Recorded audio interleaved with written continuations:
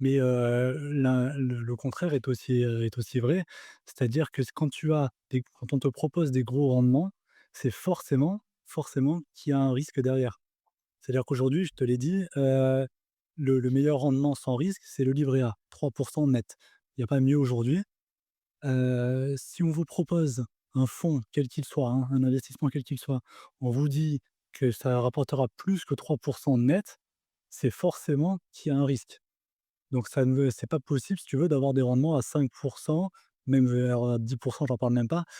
C'est voilà, 10, c'est forcément qu'il y a un risque et ça, c'est des choses qu'il faut comprendre aussi parce que, il y a quelque temps, j'avais entendu parler du crowdfunding immobilier. Il y avait une tendance là-dessus où en gros l'idée c'est, alors je sais pas si vous le crowdfunding, peut-être vous connaissez de manière générale, hein, c'est une sorte de cagnotte où chacun peut participer dans le but de financer un projet. Et là, en gros, c'était appliqué à l'immobilier, c'est-à-dire que n'importe qui, hein, toi, moi, on peut mettre la somme qu'on veut dans un projet immobilier. Cet argent, en fait, il va à un promoteur immobilier qui va pouvoir construire des appartements, les mettre en location, et cetera.